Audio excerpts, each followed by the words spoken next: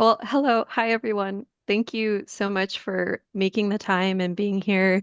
It's definitely not every day that I get to zoom in to Marvin, North Carolina, so I really appreciate it. I'm also not often referenced as Ruth Ezzell's granddaughter, so that's also like a special thing and an honor. And I just want to say hello to Gypsy, who I haven't seen in quite a while. It's so nice to see you, and hi to Smokey also, and hi to Jean. So nice to see you also for the first time. And of course, Lauren, it's been such a gift to just correspond with you and know that folks in Marvin are interested and passionate about the history.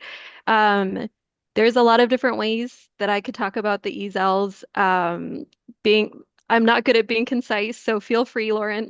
I won't be offended if you need to interrupt me at any point. But basically, as far as I know, and I don't have kind of the dates off the top of my head, but we know that my fourth great grandfather Frederick Ezzell was one of the early settlers of Marvin. He was a Revolutionary War soldier. The story goes that he kind of used his voucher that he got as a soldier to then get land in Marvin. And the land that he acquired was previously owned by the King family, who, according to my grandmother's writings, which we should all fact check, but are a really good starting point. But according to her writings, they were the first white settlers in Marvin. But the King family, I think most of them died around the time that my ancestor arrived from smallpox, which is why they're buried there. There might have been a few descendants who survived and moved to Virginia. That's not something that I've looked into myself. And then, as far as I know, again, Frederick Ezzell, my fourth great grandfather, and his son, Frederick Jr. Ezzell, my third great grandfather, and some of his sons and daughters are all buried in that land, as well as the enslaved people who are connected to my family, whose names, unfortunately, we don't know. But that's been a big focus of my research is trying to recover some of those names, and maybe that's something we can get into more later. But just a little bit about myself and how I came to this work. It's really through my grandmother, who really was like a folk historian. She only had a high school education, and she worked in a factory in Marvin most of her life. And she just had an incredible mind and a great curiosity for history. And I have all of her writings, which is such a great gift. One of my like aunties, when I became interested in this stuff right after I graduated from college, she drove from Virginia to Marvin to give them to me. And a lot of her writings are handwritten. Um, there's not a lot of like citations, but there's a lot of really good like information and knowledge there. And I think reading through all of that has really brought me closer to her. I first found out about the cemetery when I was last in Marvin in 2022, and hanging out in the Union County Library with Gypsy and my husband Jimmy as well. And um, I went and visited it, and I don't know, has anyone been to see it? Okay. It's beautiful, right? Like it's very moving. There's lots of field stones. None of them are marked, but you can kind of see, yeah. Sorry, I've only seen the library. I thought we were talking about the Okay. But building. has anyone seen the cemetery? Only from a distance. We have a greenway, so Okay. Well, I would encourage everyone to visit, and also would anyone like to see photos? Because I do have photos. Yeah. Okay. Let me just share my screen. And Yes, I also, would. mhm. So there are no stones that have any markings at all, right? No markings, and not Okay. every plot is marked with a field stone, but many of them are. I wish I didn't count how many there were, but I remember it being like over a dozen field stones. Let me just share my screen, and also I'll just pause for a moment to say, like, we are looking at graves, so like, please care for yourself emotionally as we go through this. But I just have a few photos. So like this is an example of one of the field stones. There's many, they're all kind of different shapes. Um, this is another one. this here, if you can see my cursor just in the foreground.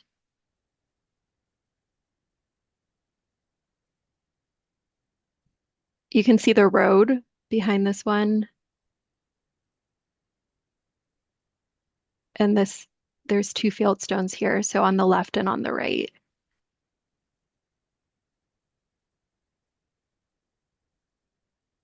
Those are the photos that I have, but it gives you, a taste. And I definitely want to check in with you all about what's happening with the land and with the current owners and everything. But if you can visit, I definitely recommend it because it's very clear the places where everyone is buried.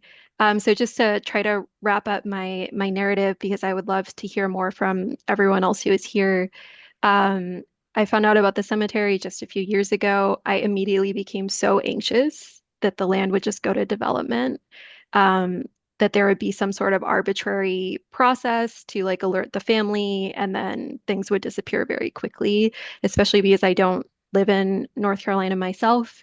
Um, I've been having nightmares about this. Like it has really been stressing me out. And of course, like I have a full plate. I have other stuff going on, but when I found out that you all exist and you're very interested in this specific thing and you're there in Marvin, like it was such a huge relief to me because I really feel it's so important that this site is preserved. And then to answer your question just about my personal journey, so my father is Ruth Ezzell's son, Stephen Ezzell. He left Marvin as a young man, and I grew up in Minnesota with my two sisters, Grace and Sarah, who I chatted with about everything that's happening, and they're also very excited. And I followed a man to Montreal, so that's how I'm here.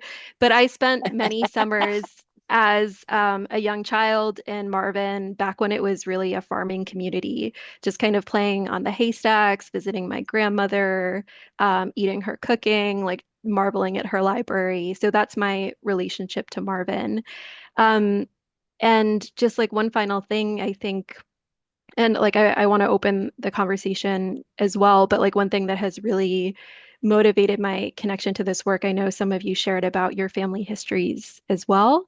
And my mom's side, my mom and her parents came to North America as refugees from the island of Cyprus. There was a war there in the 60s and 70s, and they lost everything. So I also hold that story, and I think that has also really guided me in this work to understand what a privilege it is to have access to these types of stories and resources. And yeah, wanting to just hold that in a place that's so dear.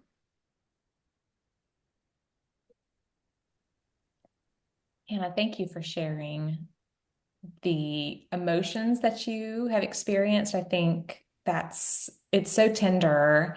Um, and that you're even willing to share with us not only the photos that you were showing that are hidden to us in plain sight, and how much it means to you that there's an attachment to the land, even though the land is no longer in your family, there's still an attachment that you have and a desire to know that the land is stewarded well. Mhm. Thank you for sharing that.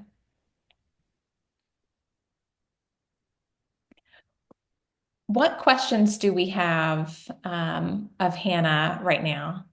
That was periwinkle, right? Okay. I know it's a very somber situation, and we were looking at the field stones, and I can't help. And sorry, but I got excited because of the periwinkle I saw and then the stones. Um, I'm excited and I'm happy because more people are discovering these now. And though, we have these bodies that are laid to rest there, I feel hopeful that we can recognize that area and hopefully um, just do our best to preserve that area the best that we can. But it's exciting to me because um, we're remembering the people that are there. And so for me, that's important. So this is very exciting to have seen those stones, and um, I'm excited what we can do to try to help. Hannah, are you in contact with the owners of the cemetery? Do you know who they are? And Great question. are they okay with people going and visiting, or do they want permission first before people walk on the property? What's the story? Great question. So I have information, but it is 3 years old. So that's what I can supply. So when I visited, basically the owner of that property, as far as I know, is a man named Neil Glenn.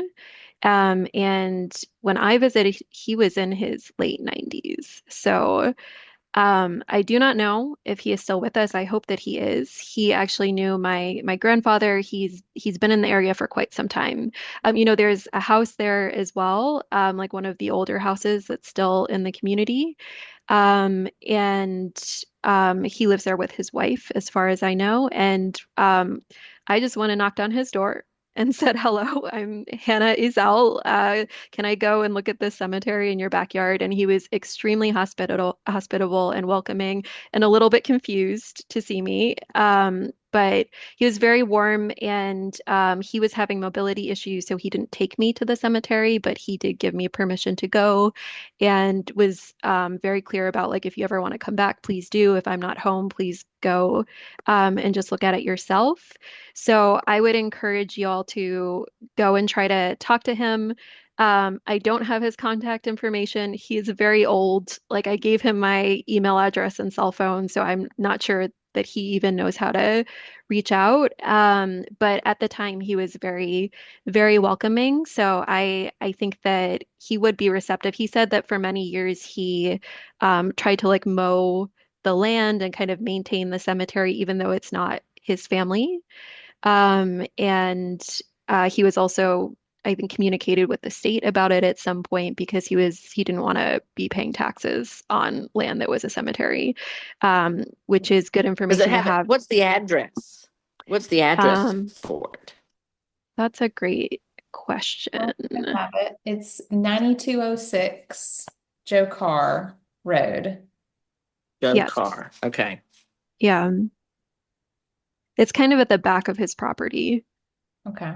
but it is in like Got a it. wooded Got it. area Okay. and you do have to look for it. But hopefully now that I've shared some of the photos, that will help you know what to look for. Hannah, Mhm. I Yes. know Neil Glenn really well. They were my closest neighbors. And I'm Mhm. so thrilled to know where this cemetery is. There I lived right next door all those years and never knew it. To my knowledge, he is still, and I'm sure he would be happy and welcome you if you wanted to see it. But I'm thrilled to know where it is. My Yeah. goodness. Thank you. And thank you for the pictures. That was very touching. Good. Yes, if anyone goes and talks to Neil, please say And hello for me. I have a phone number if anybody wants to call first. I would love to have the phone number, Gladys. I'll be happy to share. I will. Thank you. Yes, we'll hold you to that, Miss Kerr. Yes. What other questions do we have for Hannah? Well, Well, mine is so I more do. about oh, go ahead. No, go ahead. Mine was more about your grandmother. You said that your grandmother worked in a factory in Marvin. What do you know about that, or could you tell us any more about that? That's very interesting to me. Yeah, the name of it is slipping my mind, but it was like a plastics factory. Maybe some of the other folks here remember what it was called, but I can definitely go and get that information and bring it back. But I know she worked really hard. She was there all the time. And then she also volunteered at the Heritage Room later in life. So I think that was what really informed her love of history and being able to work with like the other ladies there as well.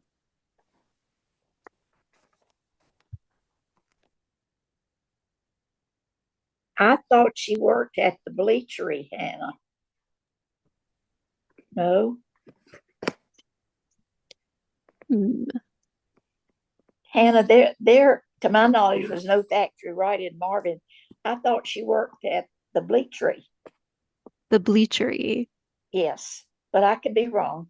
Yeah, I can go He confirm. was I my piano student, Hannah. Your grandmother took piano lessons from me. what? Yes, she did. We were very dear friends. Was she good at the piano? She did very well. Yes, she Okay, did. that's very She did very diplomatic. well at everything she attempted. Yes. Hmm. Yeah. I play the piano as well, Gladys. It's one of my favorite things to Beautiful. do. Yeah. Oh, I'm Hmm. so happy about that. Thank Yeah. Hmm. Hannah, That is so neat. sorry, I have a question, and you may Yeah. have said this. Do we Yeah. know the time frame of like how far the cemetery dates back, or do we have an idea? Yeah.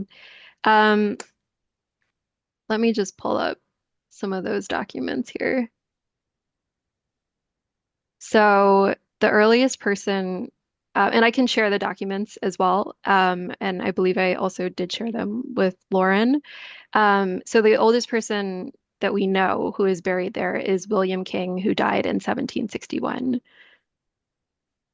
And then, Do you know, like, I guess trying to find out where that plot I is don't, yeah, unknown. yeah, they're not Okay. marked. Yeah, I don't have information about that. And then I think the latest person who was buried there, I'm just scanning the dates, but I think it must have been um, Frederick III, who died in 1861. And then after that, everyone started being buried at the cemeteries tied to the churches, I Right. believe. Yeah. So I think that's generally the time frame. Mhm. So, Hannah, I do have another question. Yes. And you said Neil Glenn is the owner, but Yeah. he doesn't own the land that the cemetery's on, correct? Or does he own the land the cemetery's on? I think he does own that land. Like I think it's a cemetery Okay. on private land. Yeah. Yes. Okay. Okay. So Which that's event good. That's good to know. Okay. indeed. Hmm. So you were saying before, though, he was trying to have his property, it's still his property. He just didn't want to pay the taxes for something he could not build Yeah, on. And so, okay. exactly. Yeah. Which is Right. good And usually information. the state protects that. Yeah. I He would hope shouldn't have so. to pay taxes on it, Yes, I would is, hope so. is my Yeah. understanding. Yeah. Hmm.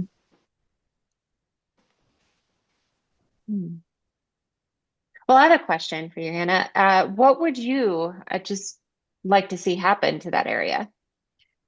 Yeah, great question. I also like definitely want to hear what everyone here also thinks because I know you all are living in Marvin and like this is your community that we're talking about as well. Um, but I did have a chat with my sisters about this and kind of shared some of the story, and we were thinking about it. And generally, the way that we're relating to this is that ideally we would hope that that land could be preserved, in the long term, in a way that is not kind of tied to private ownership and ideally with some form of community stewardship.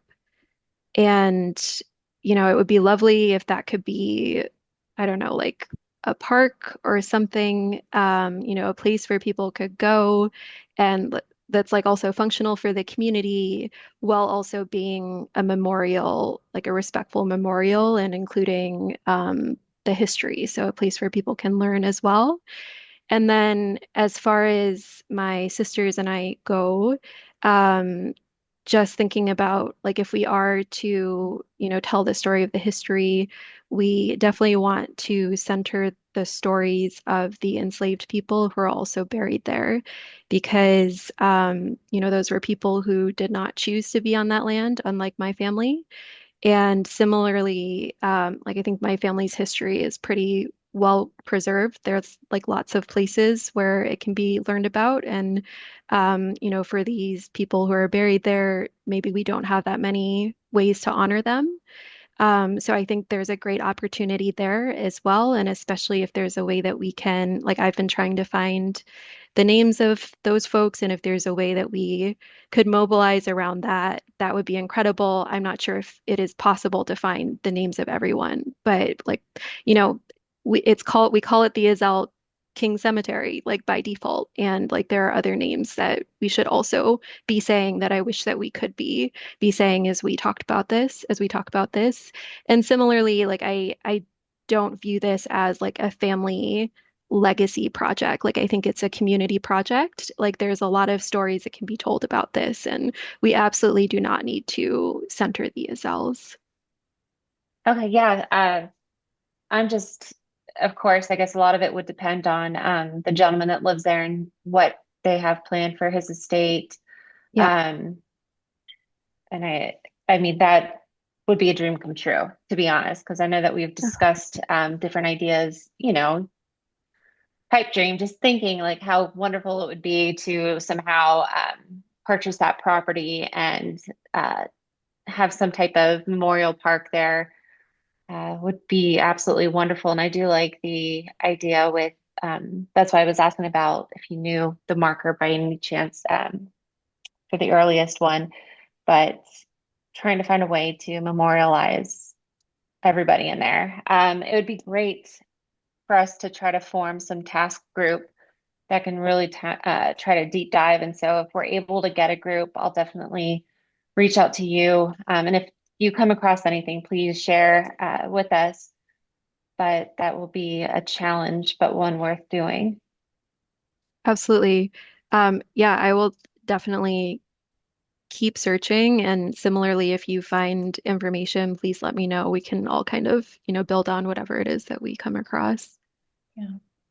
One thing that I noticed, Hannah, is the way that you said the name Ezzell. Mhm. Ezzell. I don't think I've been pronouncing it correctly. That's And okay. however, having said that, in a conversation that I've had with one of the trustees at Marvin AME Zion, he also said the Ezzell family, the way that you said it just now, and it struck me of, okay, so if that name is still being pronounced in this way, and it's not the folks who don't have a tie who didn't know how to pronunciate it at the beginning, there seems to me that there's still a good number of Ezzells. Am I saying that? Ezzells. Yeah. Gypsy's laughing at me. That we can turn to for local knowledge, and Hmm. there may be residents in the community or in the surrounding areas that we can tap into that are descendants, perhaps of the enslaved individuals. That would be something. Well, Hannah and I have been kind of corresponding because I'm pretty sure that my husband's maybe third great grandfather was possibly enslaved. Um, Abraham or Abe Ezzell, and Hannah has she had done a little bit of research on him already. I believe, yeah, so we have kind of been talking about that. And I Yeah. know, Lauren, you think I'm involved in everything. I am. It's just that when you live here a long time, you just can't help it. Is this the There's also Ezell's at Redding Springs. Isa? Yeah, yeah. Yeah. Lucinda. The Abraham Ezzell that I think Ruth did have something that she wrote, or maybe it wasn't Ruth. There was some writing somewhere um, about Dinah Ezzell, Yeah. Abe. Mm-hmm. Mm-hmm. But the way that whoever wrote this, I need to go back and look, but it was Uncle Abe and Dinah. Is that the same person that we're speaking of? Mm-hmm. Yeah. That might Yes. have been like the Jenny Helms Jenny. article. Oh, yeah, Yeah. I think it is. You Yeah. sent that to me. You let me see Yeah. that too, Yeah. Hannah. I believe so. Yeah. And Uncle A, I mean, that's just a common way that they would have referred to them at the Mhm. time. Yeah. Yeah, it's actually through those articles that I first started researching Abe and Dina because it's like a very clear in the articles, Jenny says that they were tied to my family. Um, and then there's some, other names that surface here and there, and yeah. Yeah. Thank you. Mhm. I You in have one touch more with, thing. I'm sorry, Oh, sorry. are you in touch with Ben Ezzell? Ben Ezzell, how am I related to him? He told me when I talked to him on the phone last Yeah. summer. I haven't Okay. talked to him in about a year, but I can't. I was sick last summer and I wasn't able to go down there, and then it got to be winter, and he's in poor health. But his property is on part of the original Providence Road, that kind of thing. He's very deep into it, and I asked him how he was related to Ruth, and he told me, but I don't even know if I wrote it down. I'm planning to get back up with him this summer. Now it's too hot to try to get him out, but I'll probably just go down because he has materials. He sent me a book that I think Ruth had transcribed for all the family. So he shared that with me, kind of trusting. But he knows my book. And so I'm hoping to get him to go out there with me to the place. The other thing to say is that I think Lauren has met Robert Ridgell at the Weddington Methodist Church. Well, I had a meeting with him today, and he used to be in Salt Lake City, and he knows a higher up in Ancestry.com who specializes in um, slave genealogy, records and stuff like that. So he might be able to help us. He's very eager to help. Um, he noticed a passage in something that Ruth wrote about the land behind the church used to have little stones. It sounds like they were exactly like the ones that you pictured.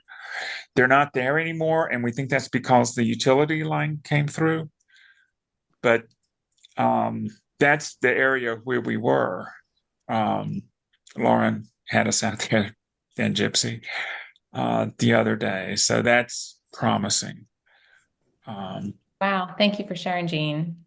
And for the folks who are not aware, this is the conversation we're having is about the King and Ezzell Cemetery, but there are two additional, one potential cemetery or an extension of a cemetery, Hannah, that we have shared with the State Historic Preservation Office, primarily because of approved development that was right beside the church graveyard. And looking out there, Rob Ridgell, one of the ministers of Marvin Methodist or Weddington Methodist Church now, had noticed botanical plants.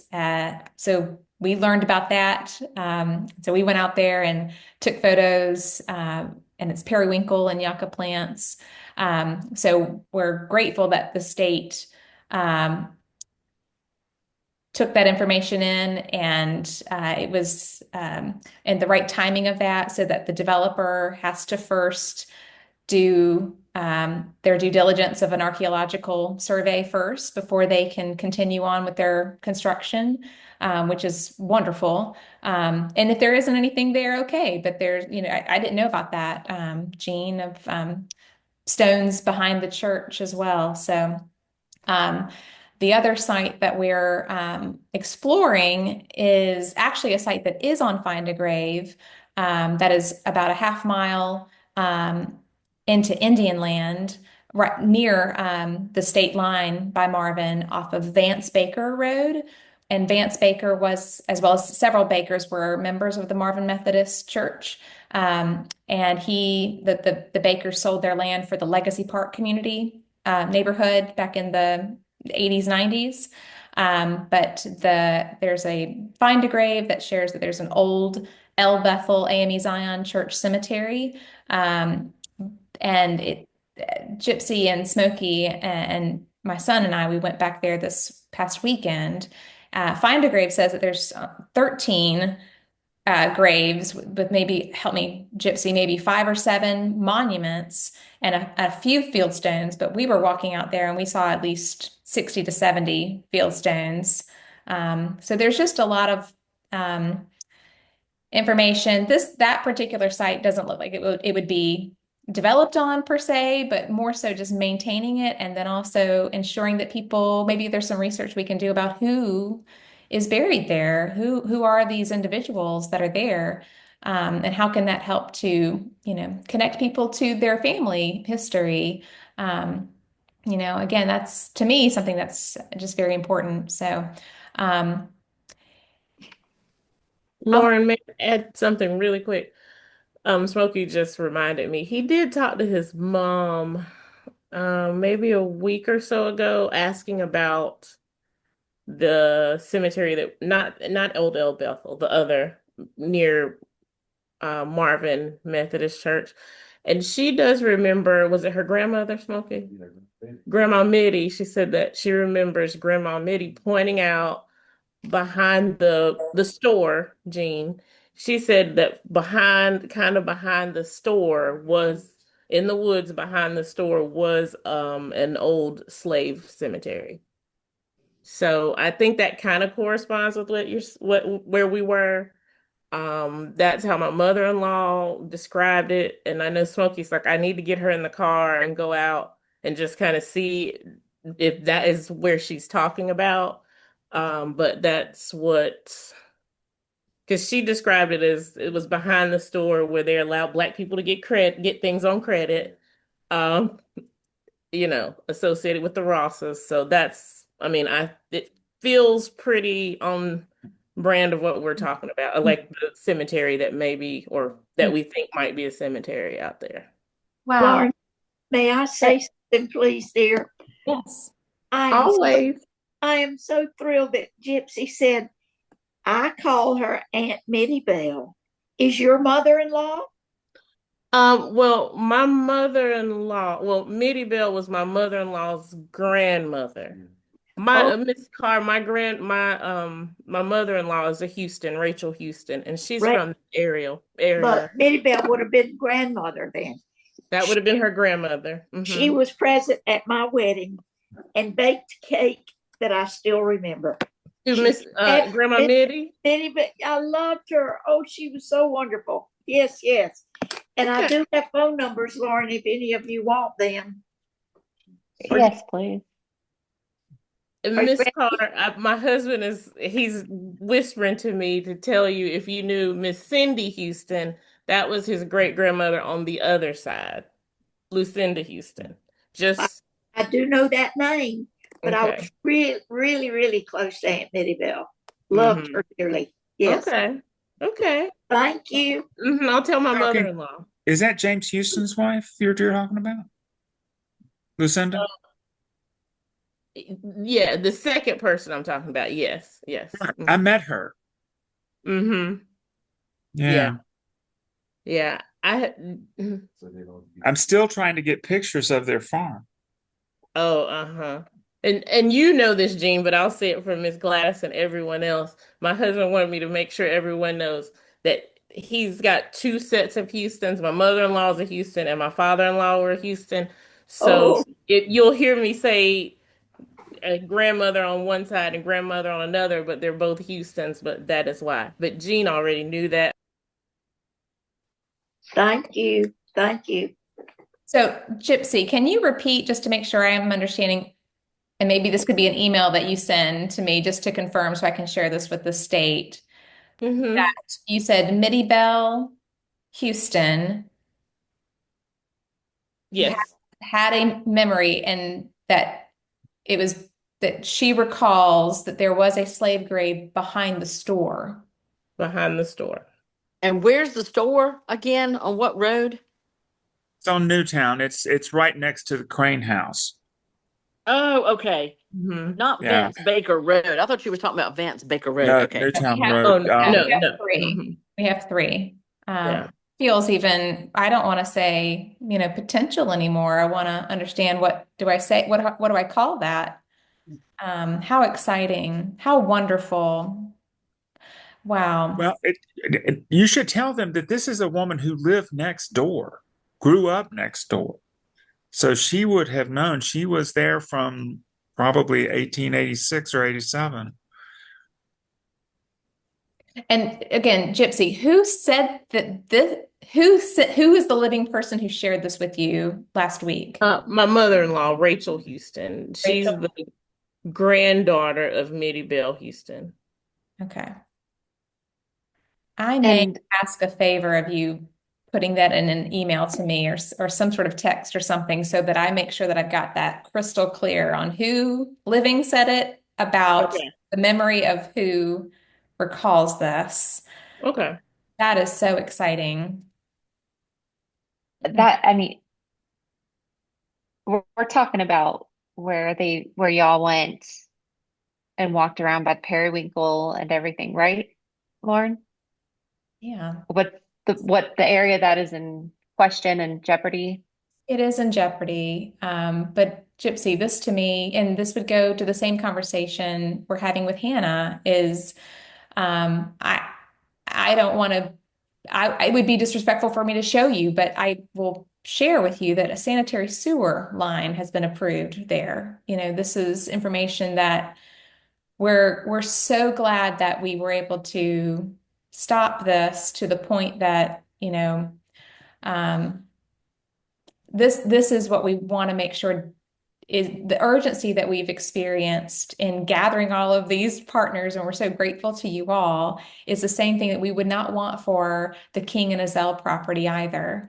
And so this kind of memorializing what we're learning about the King and Ezzell property is the same thing that we would want to memorialize with Mittie Bell Houston's, and Rachel Houston, and what the memory is there. I, if you're okay with me sharing in this conversation, or sharing the topic of this, since we're talking about memorializing the people who are buried in any cemetery, my goodness, but particularly ones that are unmarked. Gypsy and Smoky, I don't mean to put you on the spot, but if you've ever thought about visions of what you would want to do to memorialize um, the people who are buried, in what your great great grandmother is saying, is, that there were slave graves behind the crane store. What in your ideal world would be a way to honor the people who are buried there? He said he kind of dittos what Hannah said.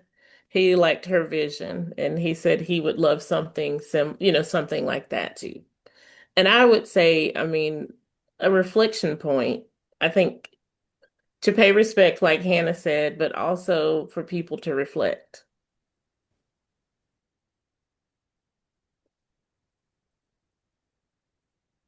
Yeah.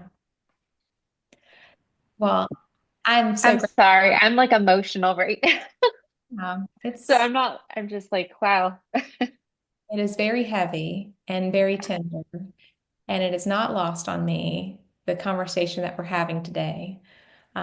For us, I don't want to speak for the Marvin Historical ladies here, but it is what we have, you know, hoped to have, is conversations like this, um, that are meaningful. That this is, humans have an attachment to land, and we don't know how to explain that necessarily, but the end result is that it's about our family and the memory of our family, um, and our love, our deep love for the people that have um, raised us, and created the character that we have, and the values that we have, and we wouldn't want our own um, memory to be lost. There's a lot of power in being able to reconnect with our ancestors. So, um, thank you.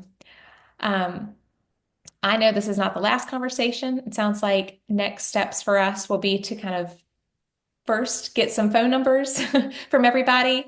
I want to ask permission if you guys are open now that I think I've got every one of y'all's phone numbers that I can set up an email thread as opposed to a text thread because that could just get that can get a lot. But I wonder if you're open to having an email thread that we can just keep you updated on the progress, as well as starting a sort of a task force of sorts to ensure that we are doing what we can do to honor the people that we're finding. How does that sound as far as next steps? Sounds really good, Lauren. I think it's a great idea, Lauren.